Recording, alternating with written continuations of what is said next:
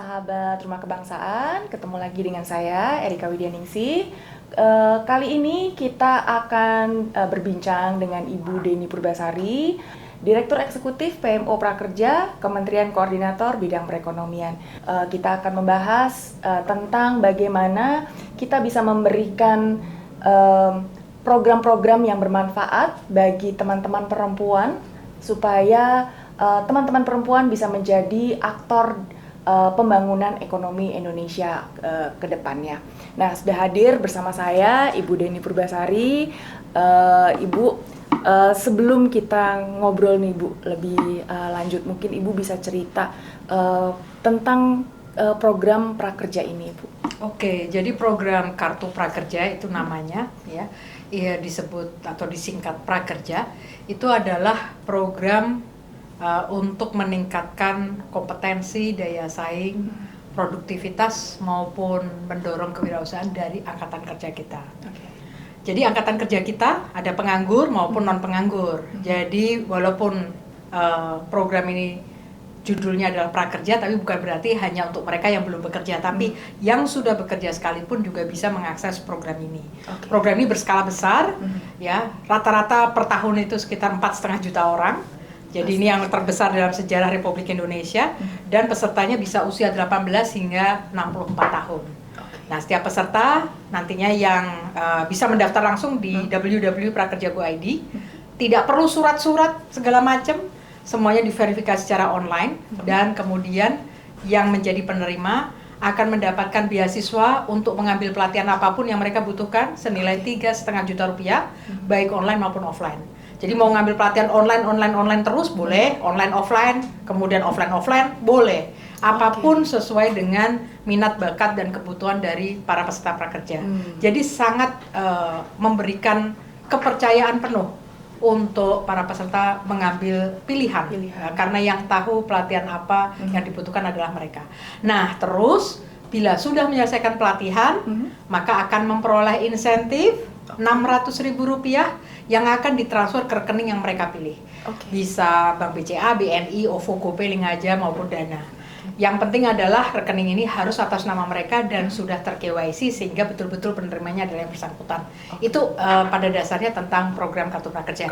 Dan yang paling penting adalah lewat program Kartu Prakerja bukan hanya peserta itu bisa kemudian menemukan pilihan-pilihan pelatihan, tetapi juga diintegrasikan melihat lowongan pekerjaan yang saat ini mencapai 93.000 lowongan pekerjaan, yang itu nanti dengan machine learning mereka bisa melihat pelatihan, misalnya saya menyelesaikan pelatihan Adobe Photoshop, maka lowongan pekerjaan yang membutuhkan skill Adobe Photoshop itu akan keluar di dashboard saya.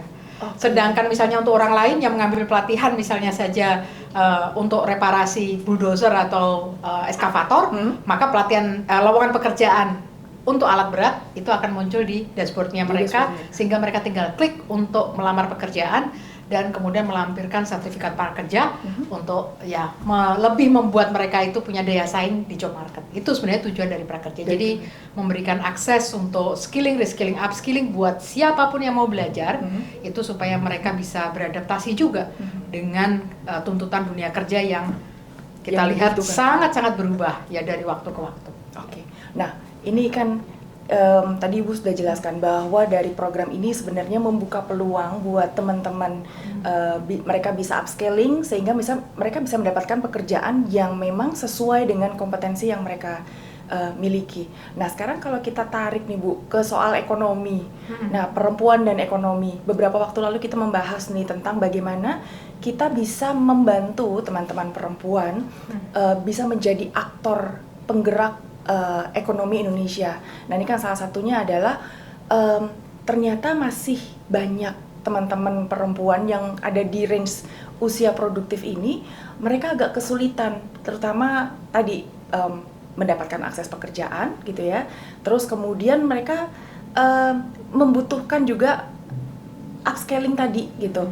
Mereka banyak yang putus sekolah. Nah, apakah ini juga bisa masuk nih di program prakerja ini, Bu? Bisa sekali. Justru prakerja itu salah satu pertimbangannya kenapa program ini lahir, itu karena kita melihat dari aspek education attainment antara laki-laki dan perempuan itu hampir sama. Oke. Tingkat pendidikan, capaian pendidikan dari laki-laki dan perempuan. Mhm.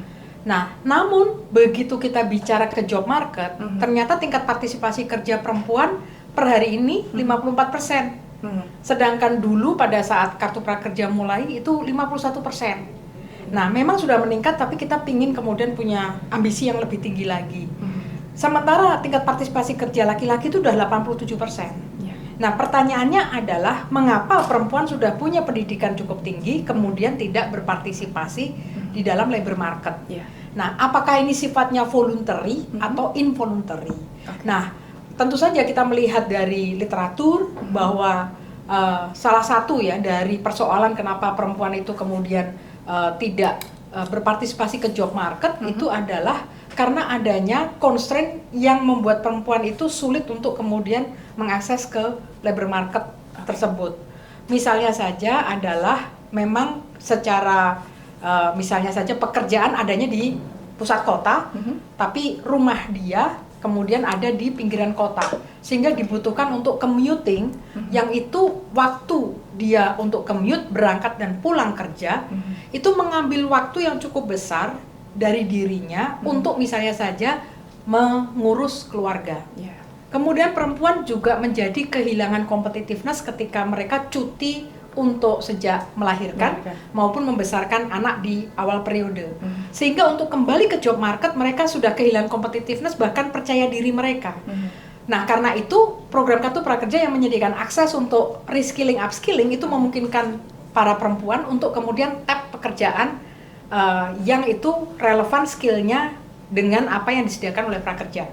Tapi on top dari itu juga tadi yang persoalan bagaimana perempuan itu mengakses pekerjaan-pekerjaan yang lokasinya itu jauh, artinya apa? Dengan pelatihan prakerja yang menitik beratkan juga, sebagian itu adalah pelatihan-pelatihan digital, itu memungkinkan perempuan untuk belajar dari rumah dan nantinya bekerja dari rumah.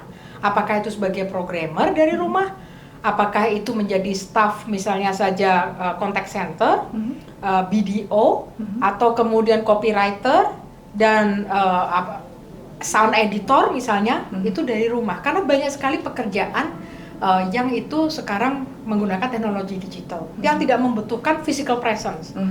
Dan dari laporan LinkedIn maupun dari mitra-mitra job portal yang kita scraping, ternyata nature pekerjaan pun juga bergeser, banyak bergeser. Yaitu mereka tidak lagi kemudian menuntut adanya orang itu harus on-site, tetapi hybrid working itu sudah menjadi tren. Yang kedua adalah kerja by project atau freelance itu juga semakin meningkat proporsinya di dalam lowongan pekerjaan daripada kemudian bekerjanya adalah full time. Nah, jadi ini adalah sebenarnya peluang yang bisa dimanfaatkan oleh perempuan. Selain tentu saja perempuan bisa berbisnis dari rumah, menjadi reseller, online marketer dan segala macam, maupun menggunakan marketplace untuk kemudian berwirausaha dari rumah. Tidak hanya itu, jenis-jenis pekerjaan yang menuntut misalnya saja justru ramainya demand-nya itu di weekend, seperti misalnya saja makeup artist, kemudian hairdo dan segala macam, fotografer atau apapun yang itu seringkali eventnya ada Sabtu Minggu, itu juga bisa dimanfaatkan oleh perempuan. Nah, satu lagi yang terakhir yang kita juga dari literatur dapatkan itu adalah penguasaan akses atau akses terhadap aset-aset ekonomi. Karena perempuan mungkin ada tidak percaya diri ketika menguasai aset seperti rumah, tanah dan lain sebagainya atau rekening bank bahkan itu bukan atas nama si perempuan tapi atas nama suami atau orang tua laki-laki atau siapapun itu yang laki-laki. Nah, ini perlu kemudian dibangun literasinya, confidence-nya dari perempuan untuk kemudian bisa menguasai aset, bukan hanya menguasai tetapi mengelola aset. Karena itu literasi keuangan juga menjadi bagian yang tak terpisahkan. Dan yang penting adalah perempuan yang memiliki kemampuan untuk mengendalikan atau memiliki sumber pendapatan itu bagus, karena juga studi menunjukkan bahwa biasanya hasil yang diperoleh dari si perempuan itu banyak dicurahkan untuk kesehatan maupun pendidikan dari anak-anaknya. Jadi ini kita harus melihat perempuan itu sebagai aset yang luar biasa di ekonomi Indonesia. Mereka ini saya melihat itu kayak low hanging fruits, karena sebenarnya secara pendidikan attainment-nya sudah, tetapi kemudian partisipasi kerjanya itu ternyata baru 54%. Just imagine kalau dalam jangka pendek kita kemudian bisa meningkatkan katakanlah secara konsisten 5 percentage point secara terus-menerus ya, jangka pendek naik 5%. Artinya bisa dibayangkan kue ekonomi Indonesia ini akan makin lama makin besar. Plus tadi benefit yang lain yaitu adalah kesejahteraan yang dinikmati oleh keluarga dari si perempuan, termasuk dalam hal ini ada pendidikan dan kesehatan dari generasi mendatang yaitu anak-anaknya. Oke. Nah, ini beberapa waktu yang lalu ketika ada forum World Economic Forum kan Ibu Sri Mulyani juga bilang nih penting buat negara-negara ini menutup kesenjangan gender supaya peningkatan ekonomi baik nasional, kawasan bahkan termasuk global juga ini bisa meningkat gitu. Nah kalau dari datanya Kartu Prakerja, berapa banyak perempuan yang terdampak Bu dengan adanya program ini? Ya, jadi prakerja itu gelombang pertama dibuka 11 April 2020, jadi 4 tahun silam. Nah dalam periode itu sampai dengan sekarang jumlah peserta efektif dari program Kartu Prakerja 18,1 juta orang. Dari angka ini secara kumulatif 51% adalah perempuan. Namun, ini saya perlu sampaikan, sejak tahun 2023 sejalan dengan berakhirnya pandemi, kita mulai mengimplementasikan skema normal, di mana pelatihannya durasinya lebih panjang dan kemudian insentifnya memang berkurang, yaitu hanya 600.000, sedangkan biaya pelatihannya menjadi 3,5 juta rupiah. Nah, terjadi pergeseran. Dari semula itu rata-rata proporsinya perempuan partisipasinya ada 51% menjadi 54%. Nah ini suatu sinyal yang positif karena bisa jadi ketika perempuan tidak berpartisipasi dalam labor market, mereka more likely punya waktu untuk belajar lebih banyak daripada laki-laki. Karena pelatihan di prakerja sekarang minimal adalah 15 jam. Nah sehingga dalam hal ini adalah sinyal yang bagus dan kita tentu saja berharap overtime kita monitor terus dari hasil survei evaluasi maupun impact evaluation skema normal yang akan dilakukan kajiannya di akhir tahun ini untuk melihat apakah kemudian kebekerjaan perempuan itu kemudian meningkat secara signifikan juga sejalan dengan partisipasinya yang lebih besar. Oke. Nah, tadi 54% yang sekarang berhasil untuk mengikuti program Kartu Prakerja.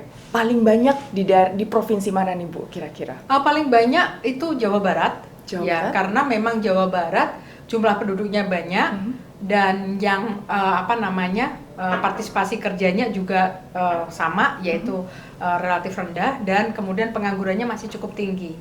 Nah, dan ini kan berarti juga willingness dan informasi yang tersebar maupun mungkin akses digital di Jawa Barat itu juga secara rata-rata bagus. Nah, jadi peserta paling banyak memang Jawa Barat, disusul kemudian Jawa Timur. Tapi kemudian provinsi lainnya yang cukup besar itu adalah Sumatera Utara dan Sulawesi Selatan. Artinya sebenarnya peluang dari perempuan untuk mengikuti program Kartu Prakerja terbuka sangat luas. Oke. Dan ada berapa banyak istilahnya sektor-sektor program di Kartu Prakerja ini, Bu? Jadi sebenarnya pelatihan di prakerja itu bisa dikatakan sifatnya lebih gender neutral karena sekarang ini misalnya saja kita melihat untuk servis sepeda motor itu pesertanya ada perempuan, modifikasi sepeda motor ada perempuan, servis AC ada perempuan. Mungkin saya belum tahu ya kalau untuk yang maintenance bulldozer dan eskavator saya belum cek datanya. Nah, tapi sebenarnya pelatihan di prakerja ada 1.400 program pelatihan sekarang. Jadi peserta bisa memilih apapun. Karena pilihannya banyak. Karena itu kita terus terang aja untuk setiap pelatihan tidak kemudian mengkategorikan ini pelatihan untuk laki-laki, pelatihan untuk perempuan, tidak. Tetapi sebanyak mungkin yang bisa inklusif diakses oleh warga negara Indonesia, Sabang hingga Merauke, apapun background sosial mereka. Mereka punya pelatihan yang more likely bisa bermanfaat untuk mereka. Jadi prakerja ini memberikan pilihan, bukan kemudian saya sok tahu Anda perempuan dari daerah ini, kayaknya pekerjaannya ini, sektornya kan di Jawa Barat kayak gini. Bukan. Karena Indonesia terlalu besar dan pilihan individu itu terlalu kompleks. Yang menjadi juri harus si peserta sendiri, bukan Jakarta, bukan pemerintah. Karena itu 1.400 pelatihan ini bisa dipilih oleh siapapun. Dan yang penting adalah bagaimana memilih 1.400, kita sudah menggunakan machine learning untuk merekomendasikan. Jadi ketika misalnya saja saya mendaftar, oh usia segini, gender perempuan, saya itu ingin belajar di bidang ini, pendidikan saya ini, kemudian yang terjadi adalah akan direkomendasikan dengan machine learning. Ini adalah pelatihan-pelatihan yang mungkin bisa kamu pertimbangkan. Tapi kalau kamu nggak cocok dengan ini, masih cari lagi, silahkan di dashboard prakerja bisa mengetik kemudian keywords dari pelatihan itu dan akan muncul pelatihan-pelatihan tersebut.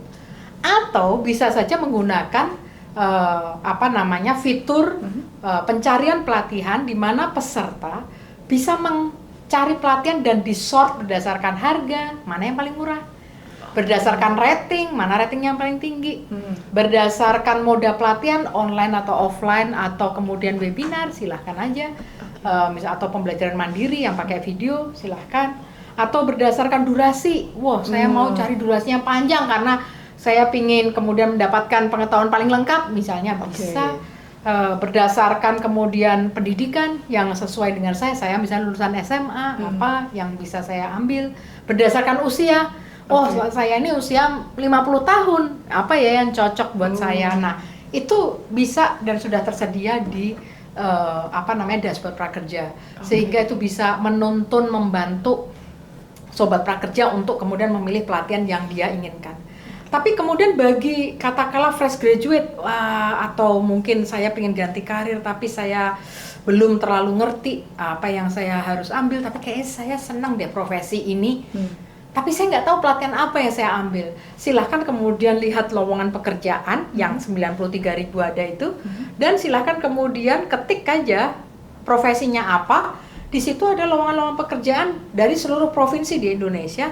Bisa dibaca, pekerjaan ini, tanggung jawabnya atau tugasnya ini, gajinya sekian, dan kemudian apa sih skill yang dibutuhkan? Dari skill itu ternyata saya masih bolong ini. Ini apa sih? Kita cari kemudian di pelatihan prakerja. Misalnya membutuhkan tenaga penjualan atau pemasaran, tapi harus menguasai digital marketing, minimal adalah ini. Harus menguasai SEO, harus menguasai SEM, harus bisa copywriting. Apa itu copywriting? Pelatihan copywriting diketik. Ada di prakerja. Ini saya tagging dulu sebagai pelatihan favorit saya mendaftar prakerja. Nantinya kalau saya ternyata menerima pelatihan yang saya incer itu, saya udah tahu. Nah, jadi itu. Jadi bisa bolak-balik. Berlatih dulu baru lowongan pekerjaan, atau lowongan pekerjaan dulu ngelihat skill yang dibutuhkan apa, baru kemudian saya disesuaikan. Silakan aja. Jadi ini sebenarnya end to end udah end to end. Dan satu, ini sebenarnya sudah menjawab tadi tentang menutup kesenjangan gender itu, karena semua pekerjaan ini, semua program ini dibuka untuk laki-laki dan perempuan. Betul. Nah, ini yang menarik, Bu. Ini kan pelatihannya ada yang online, ada yang offline. Nah, kalau offline dan mereka posisinya misalnya ada di provinsi Indonesia Timur misalnya, itu apakah dari Kartu Prakerja kerjasama misalnya dengan lembaga-lembaga pelatihan di sana, atau mereka harus ke Jakarta untuk? Pertanyaan yang bagus sekali. Karena kalau offline itu satu adalah terbatas presence-nya. Yang kedua, ongkosnya biasanya memang lebih mahal. Saya prinsipnya di sini adalah saya tidak ingin sekedar menyediakan pelatihan, tetapi pelatihan itu harus memenuhi kriteria kelayakan. Kriteria kelayakan itu macam-macam, ada lebih dari 80 indikator yang harus kemudian mereka penuhin, lembaga-lembaga pelatihan ini, dan kemudian di-assess oleh asesor dari lembaga-lembaga pendidikan seperti UI, UGM, UNER, Indonesia Mengajar, dan lain sebagainya. Tapi kalau dia offline, itu ada asesor untuk sarana prasarana. Sedangkan untuk kelembagaan hukumnya ada asesor juga dari Universitas Sumatera Utara. Jadi kita kolaborasi juga dengan lembaga-lembaga pendidikan untuk mengakses modul pelatihan maupun tata kelola dari lembaga pelatihan tersebut seperti apa. Nah, kenyataannya sekarang ini per hari ini kita presence-nya dari 38 provinsi, kalau tidak salah kita baru sekitar 16 atau 18 provinsi untuk offline. Tapi jumlah kotanya, kabupaten kota itu sudah lebih dari 40. Nah, kita melihat bahwa memang pelatihan offline itu tadi mahal, sementara beasiswa pelatihan kita 3,5 juta saja. Dan aturan pembayaran untuk program pemerintah kita tahu secara administrasi tentu lebih complicated ya. Kita harus mengikuti tata kelola, aturan negara, dan memegang prinsip kehati-hatian karena kita kan juga diaudit oleh BPK. Nah, sehingga ini saya harus memastikan bahwa tata kelola dari lembaga pelatihan pun itu juga bagus. Mereka punya misalnya aja staf administrasi, punya staf untuk komunikasi, staf IT-nya, bisa integrasi sistem dengan kita. Nah, jadi tidak semua lembaga pelatihan bisa, tapi bisa mendaftar, tapi kita akan assess. Jadi screening lagi. Betul. Jadi karena itu lembaga pelatihan kita ada LPK, LKP, BLK komunitas, universitas, korporasi, ada macam-macam. Silahkan kemudian kalau punya program bagus mendaftar di Prakerja. Ini ada panduannya secara online yang bisa dilihat. Jadi kita benar-benar terbuka, inklusif, dua sisi, dari sisi peserta maupun lembaga pelatihan. Cuma untuk lembaga pelatihan, untuk saya kasih SIM, bisa kemudian ini menjual pelatihan harus memenuhi tadi kriteria tadi. Ya, dan itu yang mengakses lembaga independen. Plus di akhir itu ada asosiasi bisnis yang relevan yang akan memverifikasi apakah ini modulnya sesuai dengan katakanlah industri atau tidak. Cukup satu pertanyaan itu saja. Ya, tidak perlu menilai indikator demi indikator. Yang menilai indikator demi indikator itu adalah asesor. Dan tadi kalau untuk yang offline ditambah dengan ya asesor yang ngecek sarana prasarana, misalnya internetnya bagaimana, kemudian tempat belajarnya bagaimana, kecukupan komputernya bagaimana, ruang kelasnya dan seterusnya, ruang ibadah dan seterusnya. Itu juga kemudian menjadi bagian dari yang diakses oleh asesor kita. Kembali kepada tadi soal presence, kita melihat memang persebaran dari lembaga pelatihan offline yang berkualitas itu sangat terbatas. That's why kita kemudian menyediakan pelatihan online, baik itu webinar maupun video. However, kita juga punya prinsip untuk pelatihan-pelatihan yang itu memang proses belajar dan pemahamannya lebih bagus untuk dilaksanakan secara offline, nggak boleh disediakan secara online. For the sake of akses, nggak boleh. Karena kita juga mempertimbangkan tentang efektivitas hasil belajar juga, bukan tentang kemudian bisa diakses atau tidak, tapi kalau itu kemudian terbatas dalam hal kemudian hasil belajarnya, itu kemudian tidak bisa kita sediakan. Meskipun ada beberapa beliefs bahwa asal videonya itu bagus, bahkan kalau sekarang pakai VR atau AR, sebenarnya itu bisa, tapi kan itu teknologi yang mahal. Yang kedua adalah still orang akan sulit untuk kemudian bisa menghasilkan atau perform well kalau itu kemudian tidak pegang alatnya. Nah, jadi itu tentu jadi pertimbangan kita. Jadi untuk teman-teman di kepulauan, ya, I apologize, Prakerja masih terbatas dalam hal delivery untuk pelatihan offline, tetapi masih ada pelatihan-pelatihan online yang bisa teman-teman akses. Dan sebenarnya dari komposisi 1.400 program pelatihan itu mayoritas adalah pelatihannya memang online. Karena yaitu tadi inklusivitas itu penting untuk sobat-sobat prakerja yang berada di kepulauan-kepulauan terluar. Karena ya pilihan buat mereka terbatas, tetapi dengan kehadiran prakerja itu kemudian mereka bisa belajar dan bahkan nantinya bekerja dengan akses pasar di luar Indonesia. Gitu. Jadi karena skalanya udah internasional. Betul, karena saya melihat sendiri dan bertemu dengan adik-adik prakerja di mana kemudian ada bisa dibilang karena itu kita berkesimpulan beri kepercayaan kepada para peserta prakerja untuk memilih pelatihan sendiri karena misalnya saja daerah Sintang yang itu mainly ekonominya didominasi oleh perkebunan untuk sawit maupun karet, ternyata anak-anak prakerja di sana sebagian besar mengambil pelatihan bahasa asing, khususnya ada bahasa Inggris. Kenapa? Ternyata banyak anak muda yang bekerja atau punya koneksi dengan perusahaan dari Malaysia karena mereka perbatasan. Jadi kadang kalau bertumbuh pada data makro itu disconnect karena makro ada satu hal sedangkan pelatihan itu sangat personal. Ya, that's why memberikan edukasi supaya mereka membuat informed choices, rational choices itu adalah penting. Nah, yang kedua adalah tadi bahwa begitu mereka bekerja sudah menguasai bagaimana bekerja atau belajar secara online, maka sebenarnya opportunity pekerjaan itu terbuka sangat luas. Ini terbukti misalnya saja bukan hanya anak Sintang yang saya temuin ternyata sekarang dia punya UMKM yang menjual produk lokal, tapi kemudian untuk ekspor dan collaborate dengan perusahaan di Malaysia.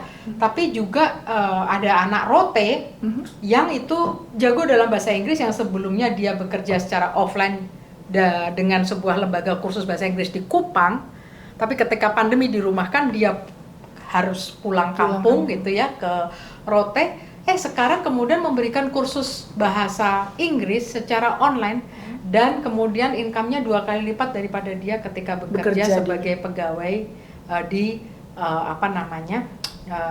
lembaga kursus bahasa Inggris yang itu adalah offline. Karena offline itu muridnya sedikit karena mahal. Sedangkan online dia bisa menjual jasanya kepada siapapun termasuk orang dari Jakarta atau calon penerima beasiswa LPDP yang ingin latihan conversation interview dalam bahasa Inggris, itu muridnya dia. Dan mereka terkejut ketika tahu bahwa instrukturnya ternyata dari Rotendao. Nah, tapi ini membuktikan bahwa sebenarnya opportunity terbuka luas. Just imagine the opposite, orang asing yang mau belajar bahasa Indonesia for whatever reason mereka akan bekerja di Indonesia. Mungkin dia bisa juga menyediakan servicesnya bukan hanya untuk orang Indonesia yang belajar bahasa Inggris, tapi orang asing yang mau belajar bahasa Indonesia, why not? Nah, yang penting adalah bagaimana membuat orang lain tahu tentang servicesnya dia. That's why digital marketing is very important. Membuat website dan kemudian dan seterusnya, memasarkan lewat sosial media, membangun personal branding di Instagram, itu menjadi bagian yang penting karena setiap aspek dari hidup kita, apakah kita menjadi seorang atlet atau kita seorang chef atau apapun yang kita lakukan, instruktur, itu ada aspek yang menarik yang bisa kemudian kita katakanlah tampilkan di publik.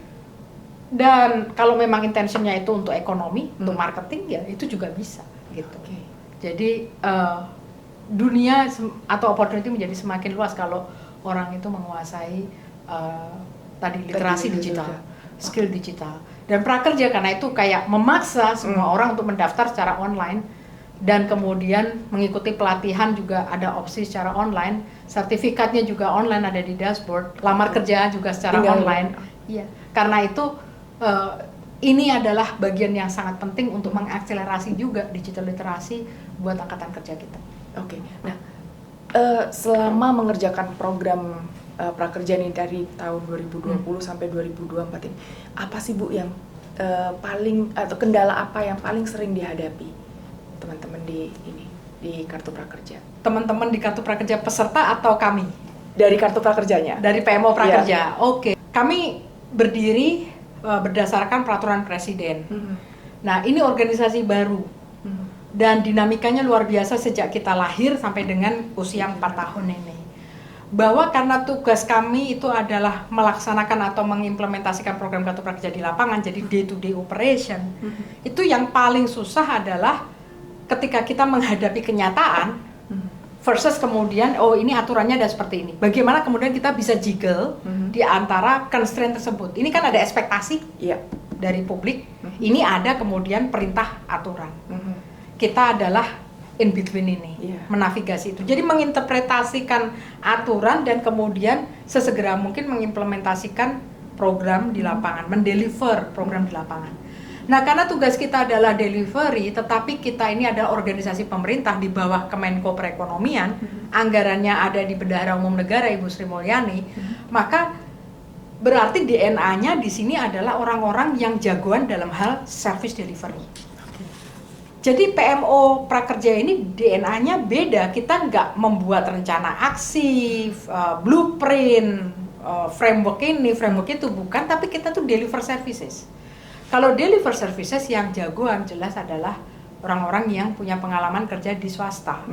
Karena swasta itu tidak hanya membuat produk, tapi memastikan produk ini dijual oleh atau dibeli oleh si user atau konsumen. Udah gitu kan pasti feedback dari pelanggan. Kalau ada keluhan bagaimana? Nah, menginformasikan atau memarketingkan produknya bagaimana? Itu swasta jagoan sekali. Sementara pemerintah atau birokrat fokusnya adalah bikin regulasi dan kemudian mengawasi dan segala macam. So, di sini 160 orang per hari ini itu adalah 99%-nya orang-orang dari swasta. Nah, terus kemudian yang paling susah adalah perintah dari Bapak Presiden adalah 2 juta orang pada saat beliau campaign. Itu adalah akses reskilling upskilling buat 2 juta orang. Ini skala yang belum pernah ada sebelumnya, karena sebelum prakerja 9 kementerian lembaga itu bersama-sama hanya 870.000 orang yang dilatih. Budget 3,5 triliun mereka. Kita diminta 2 juta orang. Skala sebesar itu. Kalau saya mengambil mesin lama, maka mesin yang lama berarti sudah kepake dong. Karena itu bagaimana kita kemudian benar-benar menciptakan produk baru yang jangan mengganggu mesin lama. Tapi kalau mesin lama berpartisipasi bisa gitu loh. Tapi jangan kemudian meng-crowd out resource atau asetnya yang dimiliki oleh kementerian lembaga. Karena nanti kementerian lembaga ya nggak bisa dong, sudah dipakai oleh prakerja. That's why dengan skala seperti itu, konklusinya apa? Bahwa kita tidak bisa kemudian pemerintah itu jalan sendiri. Kita membutuhkan bantuan dari lembaga-lembaga pelatihan swasta di luar dari apa yang sudah ada di kementerian lembaga. That's why kita membuka pintu lembaga pelatihan, silahkan masuk, gitu kan? Cuman kita memberikan guidelines. Ini adalah bidang-bidangnya, ini adalah standarnya. Please comply. Jadi pre-onboarding di-assess, begitu pelaksanaan dipantau. Kalau nakal dikeluarkan, gitu. Itu adalah yang terjadi di prakerja. Jadi itu pertama. Kedua adalah jadi ketika saya kemudian mulai itu hanya dengan 6 orang. Tapi pada saat kita mulai COVID terjadi dan langsung kemudian harus banting setir karena pertemuan atau pelatihan offline kan tidak boleh.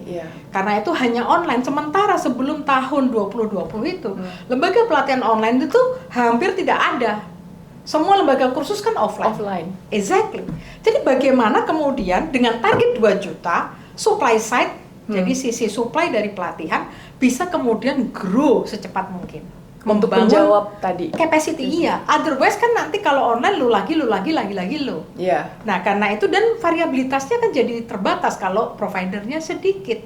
Jadi bagaimana kita cepat sosialisasi kepada publik dalam hal ini adalah lembaga pelatihan, please kamu kalau punya pelatihan online modulnya bagus, masuk di kita.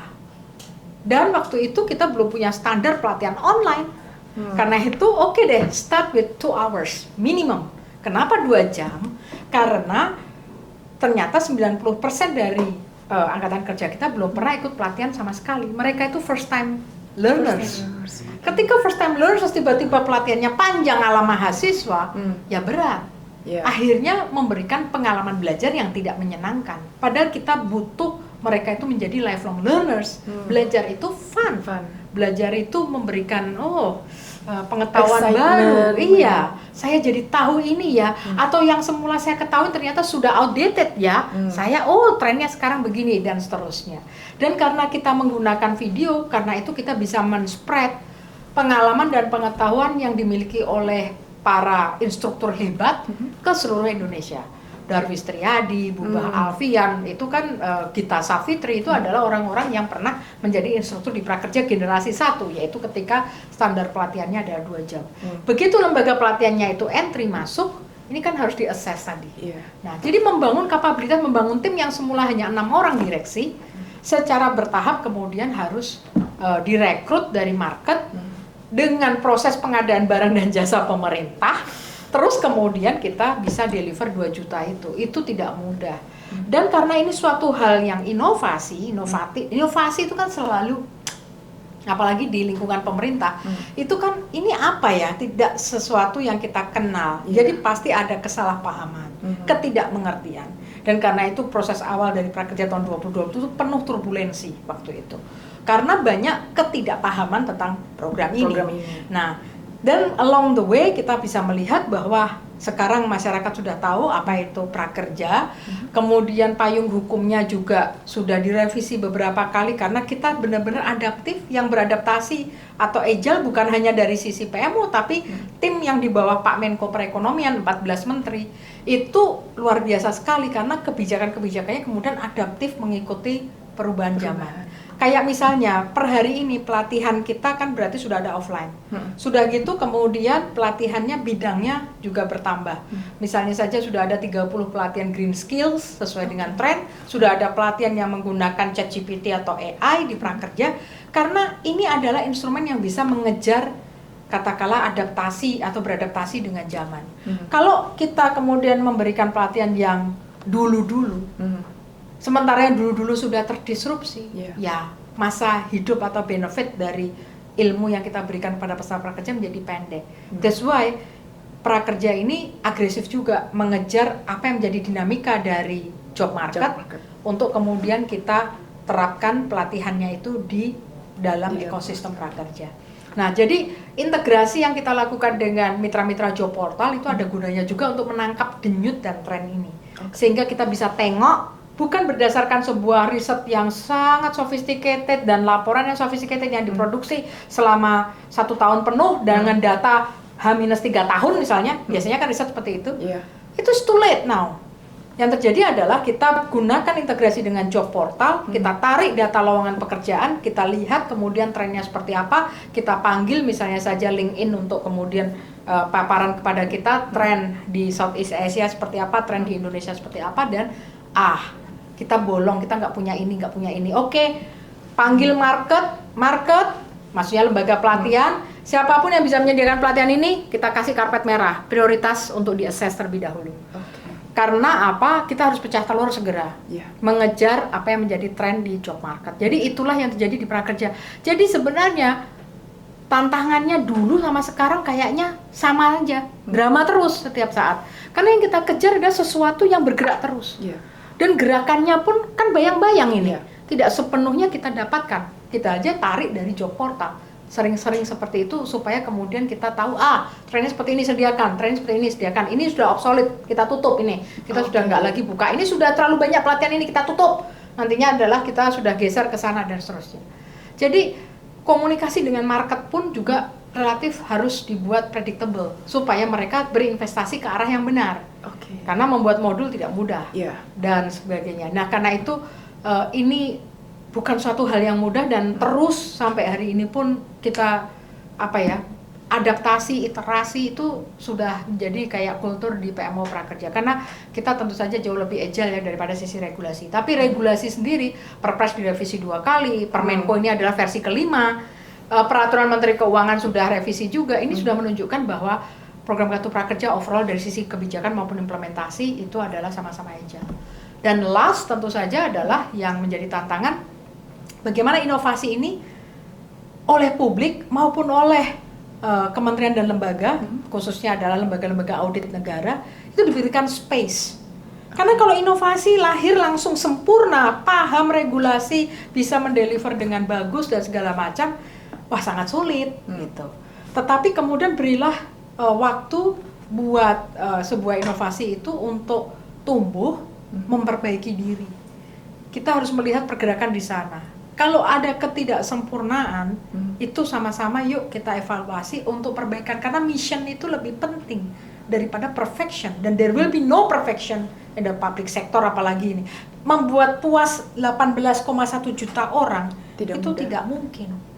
Tapi bahwa kita, prinsipnya apa sih? Akses dulu untuk belajar. Yang kedua adalah kita bilang inklusif. Sehingga kelompok rentan partisipasi. Jalan nggak? Jalan. Yang ketiga, betul nggak bahwa orang yang menerima benefit itu adalah yang bersangkutan? Benar, ya sudah. Saya pikir ada hal-hal prinsip yang itu kita harus lihat dan pertahankan atau harus dipenuhi dalam sebuah program, tetapi give space karena ini skala yang belum pernah ada di Republik Indonesia. Tapi kalau kita kemudian katakanlah melihatnya itu cangkir itu yang semula kosong, terisinya 1/4, 3/4 kosong ya, berarti nggak benar. Ini kapan? Kalau sudah 4 tahun masih kayak ini terus salah. Ya. Ya, Harus tapi ada kalau along evaluasi. the way ada improvement, apakah kita akan melihat yang sudah terisi, ataukah kita melihat yang masih kosong? Kalau kita selalu melihat yang masih kosong, honestly, there will be a lot of disappointment. Ya. Kita harus kemudian mendukung ya inovator-inovator sektor publik untuk kemudian memberikan layanan yang lebih baik, sehingga tidak terlalu besar lah gapnya antara services swasta dengan services publik gitu ya. Tetapi tadi mungkin orang enggan karena tadi kita mungkin punishment-nya atau reward and punishment-nya ini nggak seimbang di sektor publik. Jadi justru lewat program Kartu Prakerja ini, saya berharap tentu saja langkah yang dilakukan oleh prakerja ini bisa kemudian diikuti dengan inovasi-inovasi di sektor publik lainnya, terutama yang menggunakan teknologi digital dan cara-cara baru. Otherwise kita akan terlalu terjerembab pada skala hanya ribuan atau puluhan ribu, yang that's not adequate for Indonesia yang raya. Jadi justru kesadaran terhadap kita, negara besar, penduduk yang tersebar dengan keragaman dan juga tantangan geografis yang luar biasa, we need different approach to serve our people. Dan itu yang kemudian dimulai dengan prakerja ini. Ya, saya happy sekali, dan kita tidak hanya di cloud ya, karena kita pakai cloud. On end-to-end digital, service orangnya sedikit 160 hanya dari Jakarta. Tim saya, termasuk saya sendiri, kita sudah sebutkan aja dari barat. Kalau saya ngomongin dari barat itu salah, matahari terbit dari timur. Dari timur, Biak, Supiori, Jayapura, Sorong, kita sudah, dan kita nanti bulan Juni akan ke Manowari Selatan dan Nabire. Geser ke tengah, Maluku, kita sudah ke Ternate, kita sudah ke Ambon of course, dan Seram bagian barat. Oke, 2 provinsi nggak usah dihitung ya, itu sudah terlalu mainstream. Ya. Nah, kemudian turun ke bawah, kita ke Rote, kita sudah ke Alor, kita sudah ke Sumba, Sumbanya Sumba Barat, kita sudah. Terus habis itu naik ke atas, kita sudah ke Sigi, Donggala, Makassar of course, kita sudah ke Manado of course, naik lagi kita sudah sampai ke Minahasa Utara dan ke Pulau Talaut. Tim prakerja sudah hadir juga di Sintang, ke Tanjung Selor, Kalimantan Utara, Sintang di jantungnya Kalimantan. 7 jam kita jalan dari Pontianak karena pesawat tidak terbang karena kerusakan mesin.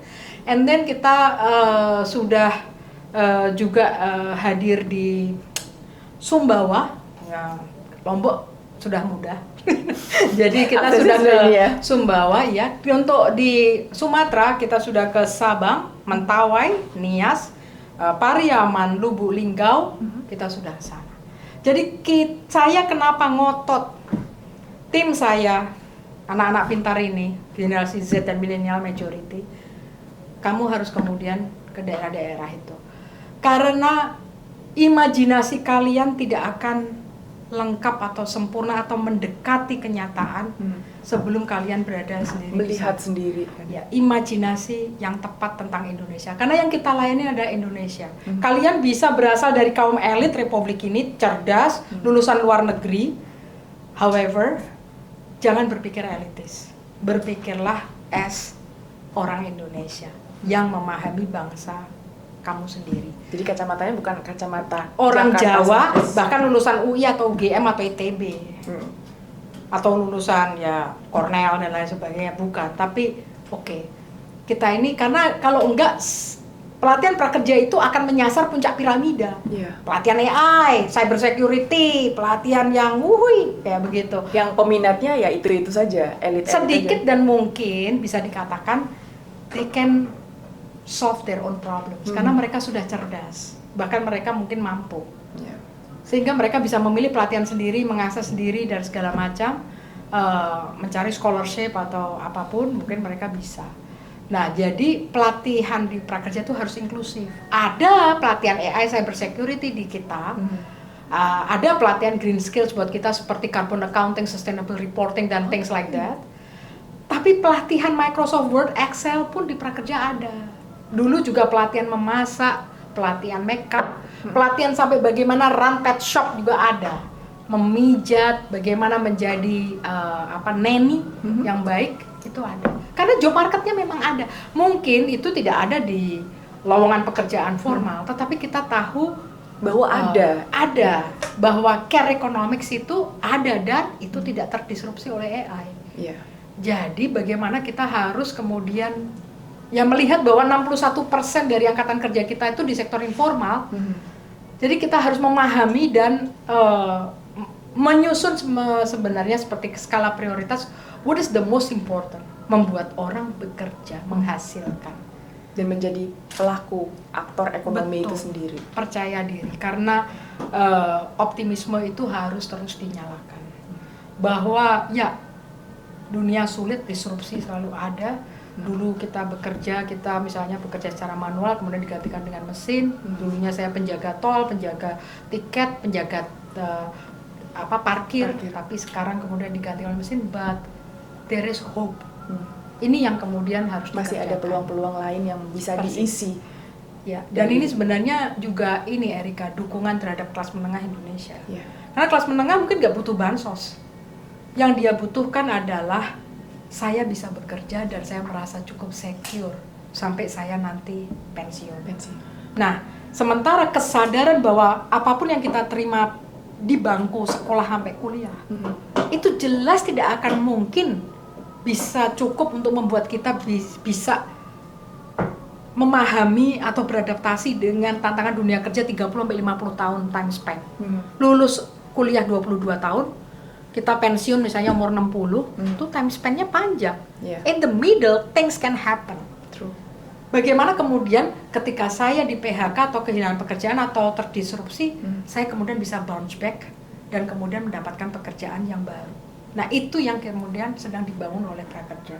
Mungkin jenis pekerjaan yang kita pikirkan tidak semuanya decent dan super dan keren. But the most important adalah percaya diri, mereka kemudian bisa naik kelas. Dari 0 ke 1, dari 1 ke 2, dari 2 ke 3, dan seterusnya. Kayak gitu sih sebenarnya misi dari prakerja. Wah, menarik banget. Ini sesuatu yang sebenarnya real dibutuhkan oleh teman-teman kita sekarang gitu, karena banyak angka putus sekolah semakin tinggi, dan kemudian tadi lapangan pekerjaan di sektor yang formal itu juga semakin terbatas. Tidak semua lulusan kampus-kampus bisa masuk ke situ gitu.